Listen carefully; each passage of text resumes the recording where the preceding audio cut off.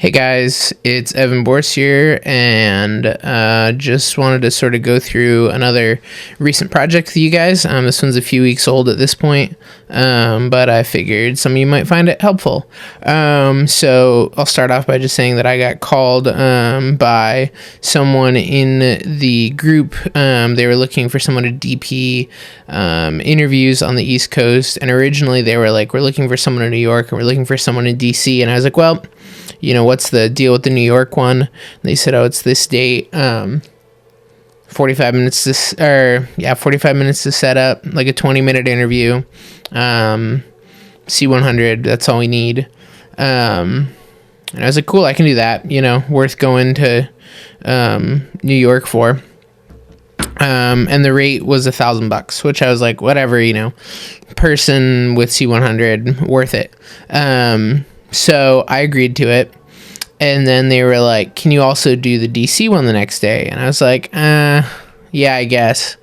And so they were like, okay, $2,000 for both days.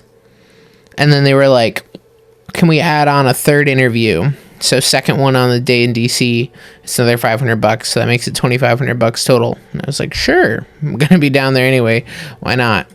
So this was, when was this?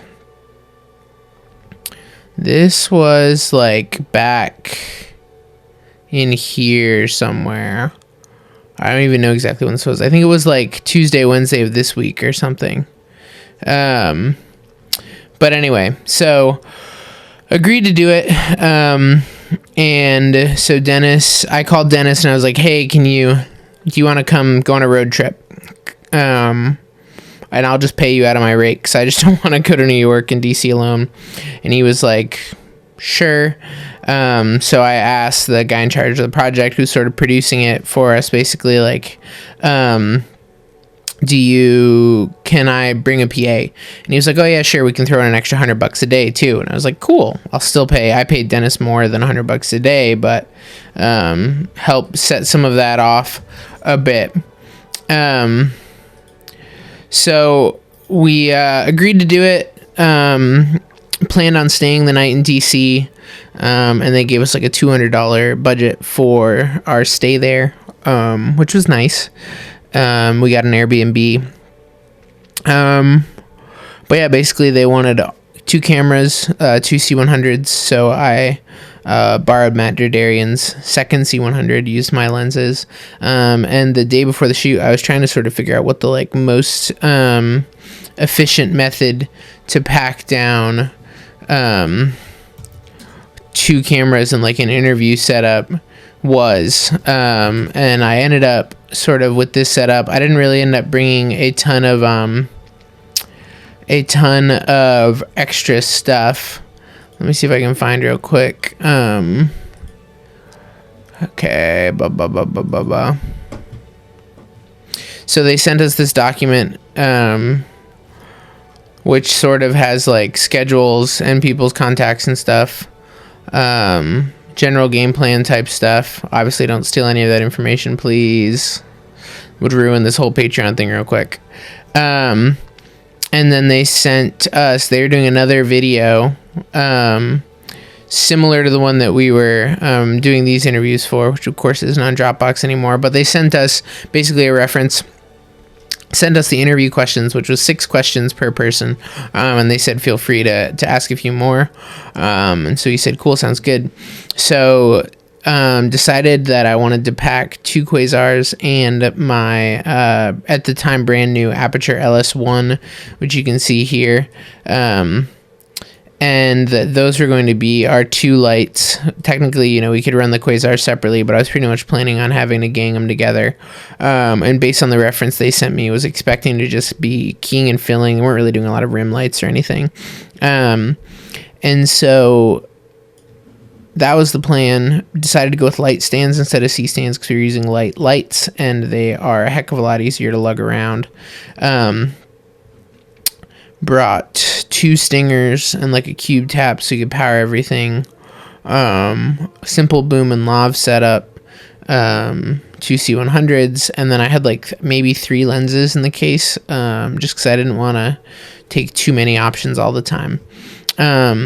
So we packed up, drove down to New York, and the first interview here was at World Trade Center 7.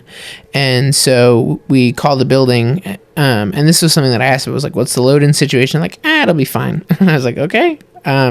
So we ask about, we're getting close, and we're like, hey, what's the best place to park? And they were like, that's a great question. And I was like, that's not a good sign. And so we ended up having to park like 3 blocks away at a parking garage. So we're sort of close on time, so we're quickly ripping gear out. And I hadn't really expected, honestly, to have to park that far away, so I hadn't really like totally condensed everything down to the bare minimum number of cases. In hindsight, I actually forgot that I have like a longer case that I could have put stands and cables in. So we were just like hand carrying quasars and stands.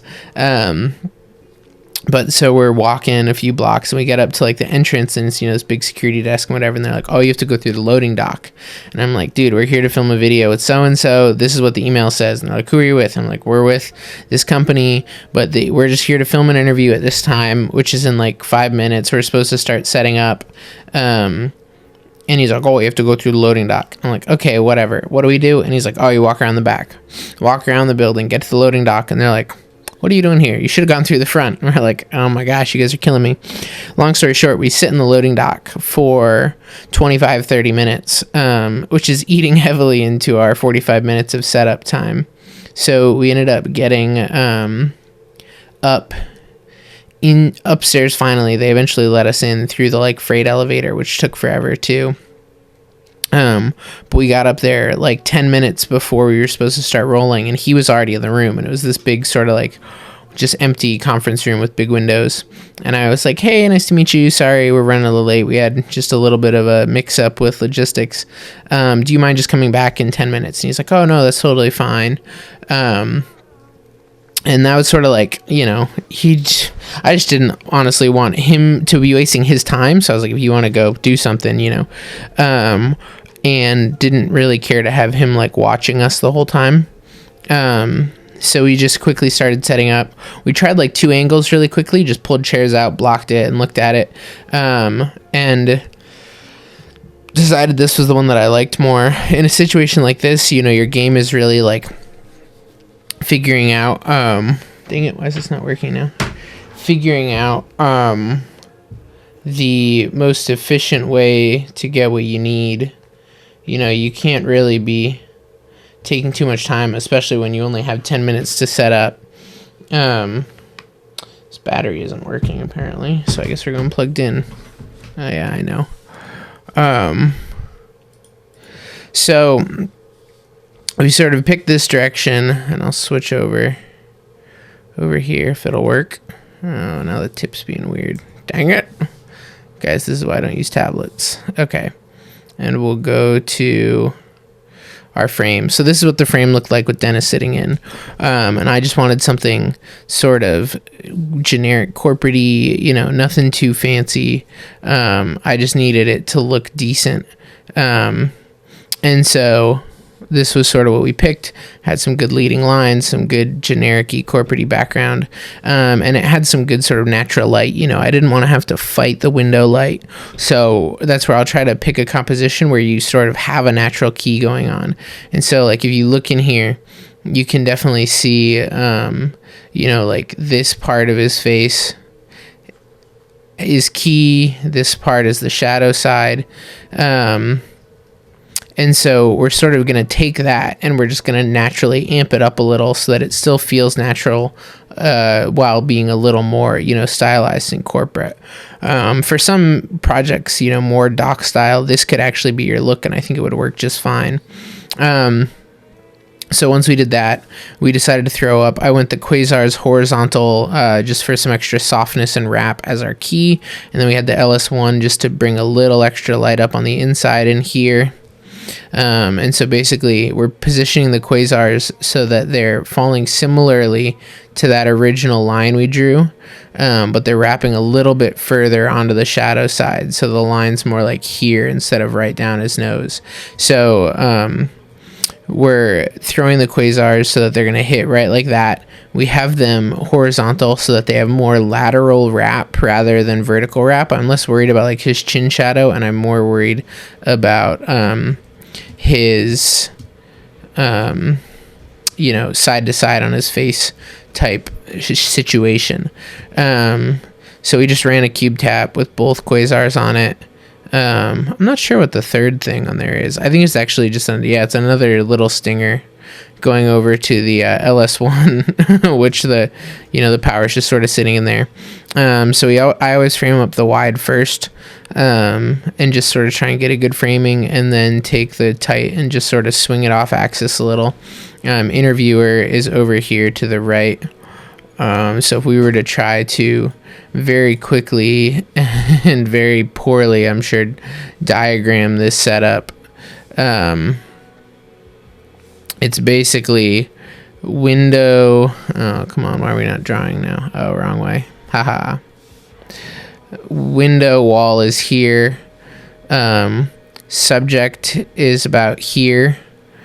Camera A is probably right here. Dennis is right about here. So this is our eye line. So A is just a little bit off the eye line here. And that's where we're getting that little angle that you can see, that we're about 45 degrees off his center line. And then B is right around here. And if I remember correctly, the wide is either a 28 or a 35, and the tight's an 85, I think. That might not be true, though, actually. Let me look at this real quick. Let's see if I can tell. It might actually be 28 and 50, I think. 28 and 50 is what I'm going to guess. So then we have, if this is A cam and A cam's line of sight, B cam's line of sight, and then this is our interviewer. We'll color the people in. Come on. Sorry guys, I'm still getting used to this whole tablet thing. I'm no Matt Workman. So this is person one. This is the subject. Okay, so then we're going to throw our two quasars right about here, so that we're getting a lateral wrap off this angle. So again, if you look back over here, technically our light source is all outside this window naturally. So light's coming from all over here. We're sort of duplicating that, but the camera can't see past like here on his face. So over here doesn't matter. We're not going to light over there. And so we're focusing on right here. This is really the section of his face, profile-wise, that we're lighting, which equates to this section of his face. Well, it's a little more like this section of his face. So that's what we're trying to hit with the quasars. So the quasars go right here. We'll make quasars red, because red's a fun color. Red quasar 1, red quasar 2. But they're both just ganged on top of each other, and those are lighting this section of his face. I'm just going really in depth with this for a second, and I'll make the other ones really simple, but I feel like I want to do some more stuff on lighting theory soon. So let me know if this is helpful at all. So we're lighting that far side of his face, which is going to give us a wrap and create a shadow side on this section of his face, which, if you look back at the frame, oh look, it's a cinematography database logo, is this section of his face is where we want this natural shadow side to occur. So we're intentionally making it so the quasars aren't hitting this side as much, but they are spilling into that side a little, making that gradient that we see here that goes from light over to dark. So the other thing that we need is we end up just having to pick up his fill side a little bit, because and this is another thing worth mentioning, whenever we're shooting an interview like this, especially out in the windows, I try to expose the camera so that the background looks the way I want it to look. So like right here, I'm happy with the amount of background detail we have. Like the background doesn't have to be darker, it doesn't have to be brighter, it's at a good point. And so I'm exposing for that, and then I'm going to light the subject after that most of the time. So we're giving the subject enough light to sit into that space properly. So we're going to turn the quasars on and see where that fits him. Thankfully, that gave us enough light. We would walk them in generally as close as we could while keeping them out of frame to get maximum output, because we were sort of like 4 foot was just barely getting us as bright as we needed to. We definitely didn't need dimmers or anything. So we're punching those 2 quasars as close as possible, because the closer we get, the brighter we're going to be, inverse square law, and the softer we're going to be. So we walk them in, get them really soft, get them really bright. And then, relatively now, this side of his face is going to appear darker, because right here, it doesn't appear that dark because this side isn't that bright. But when this side suddenly gets really bright, it starts to feel really lit because this side's really dark. And so we just bring in this one by one to sort of pick up the shadow side a little bit. So we're pushing a relatively hard source, but it's really sitting like a stop or 2 under the key. And so it's just sitting right on that part of his face anyway. So this part of his face beforehand was probably not getting hit by a whole lot of anything, right over in here, because there's no natural window light, there's no quasar light, there's no significant bounce, so it's really dark. So we're just putting a little something in here. In a perfect world, I'd actually probably use a bounce, but because we didn't have any bounces on hand, because it was just, I didn't want to carry beadboard or anything around, it's easier to carry a light. We're just using the light to lift this level a little bit. It's sort of paint by numbers, where this is our shadow side. This is like our main key side. And then in the middle here is sort of where the gradient happens. But that's sort of how we're painting the shape on his face using the lights. So set those levels appropriately, just sort of feeling out where you want them. And then you should work, dang it. Just going to go back to this for a sec. You should end up with something that looks sort of like this. And so basically, like I said, we're just picking him up, pointing the quasars in here. So this is now our key section, and it's very similar to what it was before. Dang it. It's wrapped further, where on Dennis, really the key section is like right here, because the window is, behind him a little bit. And when we wrap it around a little, it really extends to like over here, but it still feels relatively natural because we see there's a window and feel like it makes sense. It's not totally naturalistic, but that's sort of the idea. And then we've picked up that fill side a little bit just to help it fit in and not feel too far underneath and too contrasty. Other nice thing is we get this cool catch light from the quasars. Sometimes you don't want a line catch light, but I didn't mind it. And the background exposure, as you can see, pretty much stays the same, because we're just picking him up in the space. And then our tight, more or less the same thing. I generally always go further off axis, so away from his center line. So if A cam is sort of at this angle, B camera is at this angle, he's looking at this angle. And that just sort of helps us continue to create drama. As this one gets a little tighter, it's a little further off axis. And here you can see even better, where the key light is really coming from over here. It's sort of lightly filling over here. This is his shadow side, where the quasar's not really hitting over here much anymore in this area. And so this is just where the 1x1's filling in. And so that attack plan really ended up being our attack plan for all of the interviews. There was one situation where it changed. And that was basically this one, which was our second one. So we wrap that interview, go to DC, sleep at an Airbnb, pay for the Airbnb and everything. Come to our first location in the morning. There's a whole story at this location. Ask me about it in person sometime. It's one of the funniest things that's ever happened to me. We'll save you guys from it for this video, though. But the problem here, funny story, is we went with our same game plan, shoot out the window. This vent was really noisy that's behind him. You can sort of see it here. So what we did was they actually suggested putting all these newspapers over it, and it muffled it. And then we put the mic closer to the window side and pointed it away from the vents to just help lower the level on it some. Originally the quasar was over here and the LS1 was over here, but one of the quasars had accidentally become unplugged, and I didn't think I was getting enough output. So I switched them and was like, it'll be fine. Go a little harder on the key on this side. And then realized that it was just me being silly.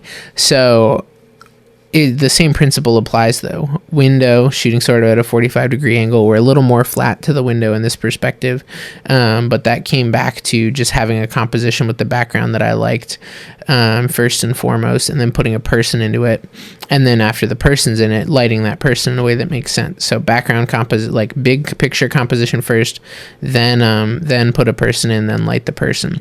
So we're keying from the same side as the window again. Wide and tight are more or less in the same position. The tight's a little more on axis just because there's a big desk here. Normally I'd push the tight off a little further. And yeah, so in a situation like this, I don't think I had any dimmers with me just because we were packing so tight. So I was just controlling our fill level with the quasars by moving them closer or further away it gets, darker it gets, controls our fill level. But really simple. Again, we only had like 20-30 minutes to set these things up usually. And so this is the wide on that, and this is the tight, and this is all wide DR straight out of camera on the C100. No modifications whatsoever. And I want to say that we were white balancing. I think we white balanced a little cool with the first one on purpose. So I think we were sitting at like maybe 5800 Kelvin or something, just a couple hundred Kelvin over to help bring it a little blue. And then I think we went a little under with these ones. So we were still lighting at like 56, but we were probably at like 5200 Kelvin or something, just to bring some variety, warm and cool. It helps bring some visual interest to the piece. And another quick note here is that I intentionally leave the outside like quote unquote overexposed a little bit, because that helps it feel not too fake. Like if the background out a window was like under him by 2 stops, it would just be obvious that like, why is he so bright, and why is everything else so dark? So it fit the mood of the piece too for it to be bright. So this is sort of our wide and tight. I wish the tight was a little more different, but it's fine. So this time our LS1 is throwing light right about through this part of him. And then the quasars are just sort of filling in this part, and it's subtle, it might even be a half stop difference, but this part's definitely a little brighter, this part's a little darker, and it just gives us some nice shape. And everything's exposed well, his skin tones are in a good place. And so that gives us this frame. So then we had a little time to blow, went and saw Dallas Taylor, went over to the Securities and Exchange Commission, had to get all our gear scanned through security and stuff, which was fun.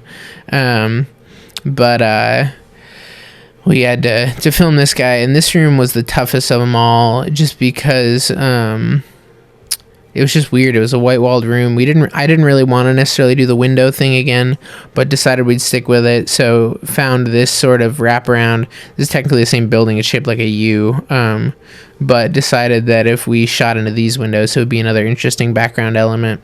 And same game plan.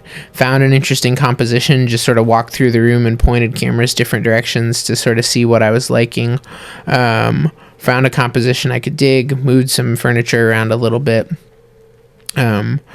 Keyed off the natural same side as the window again, just used the quasars to help push him in, and here you can really see like this is his key side between window and quasars, and this is his shadow side, and then the 1x1 is actually like way over here, like on the end of the table to the left of here, and it's just throwing some fill in here to pick him up a little bit.